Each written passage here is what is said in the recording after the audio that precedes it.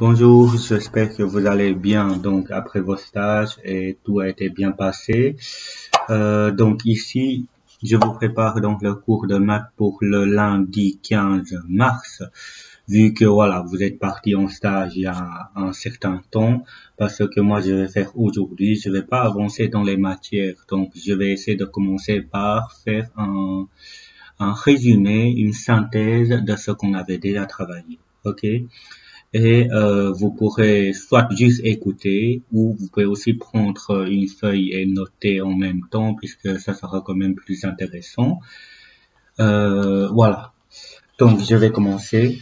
Dans un premier temps, donc bien sûr ici, nous sommes toujours dans le chapitre des statistiques. D'abord, si on regarde dans les cours, j'avais commencé par une partie pour introduire tout ce qui est vocabulaire. Et au niveau de vocabulaire, qu'est-ce qu'il fallait faire attention? Il y a un premier vocabulaire, c'est ce qu'on appelle le caractère. Ok, je vais pas commencer à noter toutes les définitions, hein. Si vous, par exemple, si vous êtes en train de noter après avoir écouté donc les explications et que vous pensez que c'est ok pour vous, donc vous n'êtes pas obligé de noter. Maintenant, après avoir écouté donc l'explication, la signification de ce vocabulaire-là, si vous sentez que voilà, vous saurez pas le retenir, à ce moment-là, vous pouvez arrêter la vidéo et prendre le temps pour la noter correctement. Ok, ça c'était vraiment en fonction de ce que votre besoin. Donc les caractères, en fait, dans une enquête statistique, le caractère c'est ce qui nous intéresse. Ok, ce sont des choix qu'on propose à des gens qui participent à l'enquête. Par exemple, hein, imaginons que je fais une enquête pour avoir une idée sur les goûts de macarons que les clients préfèrent le plus. Là, le caractère c'était le goût. Ok, si je voulais faire une enquête donc pour avoir une idée du nombre de sœurs et de frères que les élèves de 6e N nursing ont chez eux, là le caractère c'était donc le nombre de sœurs ou de frères. Donc le caractère c'est ce qu'on met toujours dans la première colonne du tableau et ça c'est intéressant de faire noter. Donc à la première colonne du tableau c'était toujours le caractère. Ok. Maintenant, si on représente des graphiques, là où il y a deux axes X et Y, le caractère se met toujours sur l'axe de X. Ok. Voilà. Ça, c'était donc pour le caractère. Ensuite, après avoir vu caractère, on avait vu aussi donc les effectifs. Les effectifs. Les effectifs. Qu'est-ce que c'est les effectifs? Les effectifs, c'était donc le nombre de votes pour chaque caractère donné.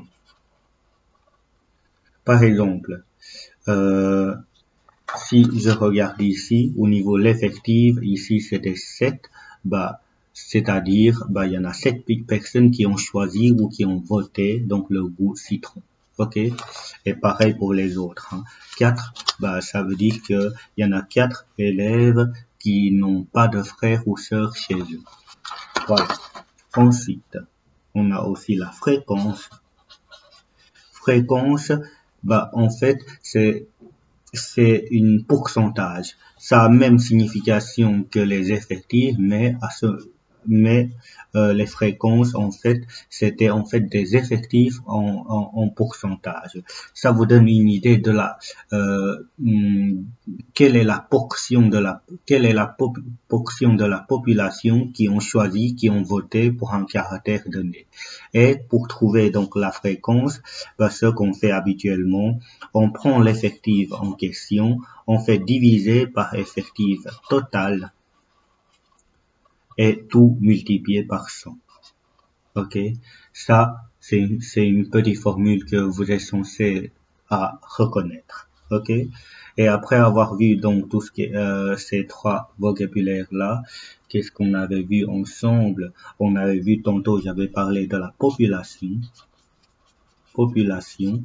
Population, ce sont des individus qui participent à l'enquête. Ok, les individus, qui participent donc à l'enquête. Par exemple, imaginons que le tableau 1, c'est un tableau statistique qui reprend donc les goûts de macarons préférés par des clients. Alors, dans ce cas-là, la population, ça sera les clients. OK? Imaginons que la deuxième, le nombre de sœurs et de frères que les élèves de 6e nursing ont chez eux. Ben là, la population, c'était donc les élèves de 6e nursing. OK? Et ensuite, qu'est-ce qui est encore important à savoir? Oui, maintenant, on avait parlé des caractères. En classe, pendant le cours, nous avons aussi essayé de répartir donc caractères en plusieurs types. C'est-à-dire, lorsqu'on a un caractère, on peut les distinguer dans deux types de caractères. Il y en a ce qu'on appelle des quantitatifs et l'autre, c'est des qualitatifs. On va commencer par le plus simple. Donc, quand le caractère est quantitatif, signifie que les caractères sont des mots. OK? On peut le voir de cette manière-là. Par exemple, le goût de macaron, ceci, c'est justement des caractères qualitatifs, puisque là, les choix qu'on propose aux clients, ce sont des mots. OK? Et des autres exemples, imaginons que je voulais faire une enquête pour avoir une idée des couleurs préférées. Donc, les couleurs, c'est aussi donc qualitatif. Encore un dernier exemple, imaginons que je voulais faire une enquête pour savoir les marques de GSM. Les marques de GSM préférées par les élèves. Alors là, les marques de GSM, c'était aussi un sujet qu'on voulait étudier qui est qualitatif. OK? Maintenant, quantitatif, comme son nom l'indique, c'était une quantité. Et lorsqu'il s'agit d'une quantité, oui, déjà, on va noter donc, quand est-ce que c'est quantitatif? Ben, c'est quand le caractère est une valeur. Et des valeurs, plutôt. OK? Quand le caractère est des valeurs. Par exemple, le nombre de sœurs et de frères, bah, ce sont des valeurs. Ça, c'est des quantitatives. Il y a un troisième tableau que je vous avais pas encore montré. Donc, la durée, donc c'est quelque chose qu'on pourra traduire, qu'on pourra mesurer, qu'on pourra estimer. Dans ce cas-là, bah, c'était aussi quantitatif. OK? Donc, mais quand c'était quantitatif, il fallait faire attention qu'on doit encore les distinguer dans les deux types, ce qu'on appelle donc discrète ou continue. Continue. Voilà. Comment on distingue les deux? Un bête exemple. Ici, on va s'intéresser au nombre de choix qu'on propose lors d'une enquête. Imaginons que je voulais faire une enquête pour avoir une idée du nombre de sœurs et de frères que les enfants ont chez eux. À ce moment-là, je dois préparer une liste de questions et je dois proposer des choix. Est-ce que vous êtes enfants uniques? Est-ce que vous avez une sœur ou un frère? Est-ce que vous en avez 2, 3, 4, 5, 6? Allez, on a vraiment un nombre de choix qui est proposé limité. OK, c'est-à-dire limité dans le sens, ça vaut pas la peine de poser la question du style, est-ce que vous avez 30 sœurs ou frères? Ça n'a pas de sens, puisque là, c'était trop. OK, bien sûr, dans des cas extrêmes, peut-être on pourrait y arriver, mais d'une manière générale, sans rentrer dans des cas extrêmes, le nombre de sœurs et de frères, en fait, c'est le choix qu'on a ici, c'était limité. OK.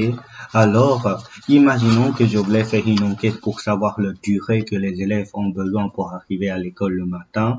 Là, en réalité, je suis obligé de noter sous forme de l'intervalle. Pourquoi? Puisque sinon, il y en a trop à noter. C'est-à-dire, si j'ai pas l'intervalle, j'ai 0, 1, 2, 3, 4, 5, 6, jusqu'à 40, et je peux même aller jusqu'à 60, ça dépend des situations, mais il y en a vraiment beaucoup. Quand il y en a beaucoup, bah, on utilise donc des intervalles pour regrouper donc certaines données. Et dans ce cas-là, en fait, les choix qu'on propose sont illimités. C'est pour ça qu'on utilise des intervalles et c'est le cas continu. Ok?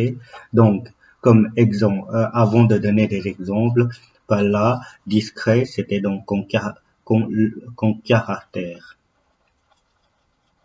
Quand les caractères sont limités, et là, quand c'était illimité. Ok?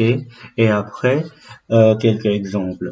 Qu'est-ce qui est discrète? Par exemple, hein, le nombre, exemple. Le nombre de sœurs ou de frères. Ok? Ça, c'était discrète. Un autre exemple. Par exemple, on pourra s'adresser le nombre de chiens, le nombre de voitures à la maison. Ok, on pourra avoir une voiture, 0 voiture, 2 voitures, 3 voitures, mais on peut pas avoir 36 voitures à la maison. Donc ça, c'était le cas illimité, limité. Ok, il y a des autres choses que j'ai pas assez de la place, donc je vais pas le noter, mais je vais vous dire oralement. Par exemple, le nombre de fois que le nombre de fois que vous allez au Quick par semaine. Là, c'était aussi discrète. Pourquoi? Puisque vous pouvez aller une fois par semaine, 2 fois par semaine, 3 fois par semaine, 4 fois par semaine, mais vous n'allez pas 36 fois par semaine à la Quick. Ok? Au Quick, pardon. Donc, c'est pour ça que le nombre de fois que vous allez au Quick, ça c'était aussi donc limité, c'est donc discret. Tout ce qui est continu, par exemple, on a la durée, la taille. Par exemple, si je voulais faire une enquête en classe pour avoir une idée de la taille des élèves, bah, je n'utilise pas des intervalles, bah, quels sont des choix que je dois proposer, bah, 1m50, 1m51, 1m52, 1m53, je dois aller jusqu'à 1m85, et là, il y en a. C'était pas illimité, mais je dois proposer beaucoup de choses. Quand je dois proposer beaucoup de choses, on considère que c'était illimité. Et dans ce cas-là, on va utiliser des intervalles, c'est-à-dire 1m50, par exemple 1m50 jusqu'à 1m55, 1m55 jusqu'à 1m60, 1m60 jusqu'à 1m70, etc. Donc, on recoupe des données. Dans ce cas-là, donc c'était continu, ok? Et quand c'était continu, nécessairement, on doit utiliser donc ce qu'on appelle des classes, donc des intervalles. Ok? Voilà. Ça, c'est tout ce qui est au niveau vocabulaire. Maintenant, je vais aussi prendre l'occasion de vous rappeler donc à propos des tableaux statistiques. Donc, dans un tableau statistique, à la première colonne, on a toujours donc les caractères, ok. Et l'effectif, bah c'était très souvent la deuxième colonne, mais ici on a la valeur centrale. Mais je vais vous rappeler donc tantôt pourquoi on aura valeur centrale. Donc ici l'effectif, mais une chose très importante, en dessous de l'effectif, on va le 24, c'est la somme de ces trois valeurs-là. Ça, c'est ce qu'on appelle l'effectif total. L'effectif total, je l'avais utilisé déjà ici. Ok? Pour trouver des fréquences, je dois prendre l'effectif divisé par l'effectif total fois 100. Donc, par exemple, pour passer de là à là, je dois faire donc diviser, je dois prendre, pour trouver ceci, par exemple, je dois prendre 7 divisé par 24 et fois 100. Ok, comme ça je trouve la fréquence. Et inversement, pour passer de fréquence à effectif, bah, au lieu de faire diviser par 24, je dois faire fois 24. Au lieu de faire fois 100, je dois faire diviser par 100. Ok, voilà. Ensuite, le nombre de sœurs et de frères, là pareil, on a l'effectif total, et pour passer de l'effectif à fréquence, ici c'était 26 la totalité, ben je dois faire diviser par 26 fois 100, ok, fois 100. Et une chose importante, nouveauté dans ce tableau-là, c'est qu'on a des colonnes d'effectifs cumulés et de fréquences cumulées. Comment faire pour déterminer l'effectif cumulé? Bah, c'est toujours la même chose qu'on fait. Je reprends d'abord la première valeur. Si c'est 4 là, je dois avoir 4 ici. Ok? Et après, pour avoir le 11, bah, je dois faire 4 plus 7. Et puis 11 plus 9 égale à 20. 20 plus 6 égale à 26. Et là, pour trouver des fréquences cumulées, on fait exactement de la même chose. Donc, 15,4, comme c'était la première valeur, je recopie. Et puis bien 15,4 plus 26,9, j'aurai ceci. Et la somme, j'aurai ça plus ça me donne bien 100%. Ok? Voilà. Ça, c'était vous montrer comment on pourra construire le tableau statistique. Et je vais justement prendre l'occasion de vous donner un exemple ici. Il y a un tableau qui n'est pas encore complété, donc on va essayer de la compléter. Dans un premier temps, quand on a des intervalles, on l'appelle toujours des classes. Ok? Et quand on a une classe, très souvent, la deuxième colonne, on a le centre des classes, c'est-à-dire le milieu de l'intervalle. On a 0 à 10, c'est-à-dire le 5. 10 à 15, 10 à 20, c'était 15. 20 à 30, c'était 25. 30 à 40, c'était 35. Ok? Et l'effectif, là, cette fois-ci, j'ai pas l'effectif, mais j'ai fréquence effectif cumulé. Bah, ce que je peux faire pour avoir donc les valeurs ici, bah, je sais bien que la première valeur, là et là, ça doit être la même chose. Si j'ai 11 ici, je dois avoir 11 là. Ok? Et après, quand j'ai 11 plus combien nous donne 11 plus combien nous donne 37, bah 11 plus 26, ok? Et 37 plus combien nous donne 50, bah il y en a 13, ok? Et 50 plus combien nous donne 56, bah c'est plus 6. Et après, pour trouver la fréquence, je dois d'abord faire effectif divisé par effectif total. Quand j'additionne tout ça, je vais avoir 56. Ok, divisé par 56 fois 100. Donc, on va essayer de le faire. Donc, je vais faire donc 11 divisé par 56 fois 100. J'arrondis à un chiffre après la virgule, 19,6. Et après, 26 divisé par 56 fois 100. 46,4. Ok, 46,4. Et après, 13 divisé par 56, 13 divisé par 56 fois 100, j'aurai 23,2. Et 6 divisé par 56 fois 100, j'aurai 10,7. Là, on va tous l'additionner, donc 19,6 plus 46,4 plus 23,2 plus 10,7, j'arrive à 99,9. Normalement, on est censé arriver à 100%. Ok, mais si on a 99,9, c'est normal aussi, puisqu'on a des valeurs arrondies là. Ok, si on a arrondi quelque part dans des calculs, bah c'est normal qu'à la fin on a des valeurs arrondies. Ok, mais ce n'est pas grave. Et après, pour avoir des cumulés, bah, je dois faire ceci, je recopie. Et après ça plus ça, donc 19,6 plus 46,4, j'aurai 66. Et puis 66 plus 23,2, c'est 89,2. 89,2 plus 10,7, bah 99,9. Ok, voilà, comme ça on pourra construire le tableau statistique. Après avoir vu le tableau statistique, nous avons vu encore donc des représentations donc des données statistiques. Ça, je vais d'abord arrêter cette vidéo là, je vais relancer un autre.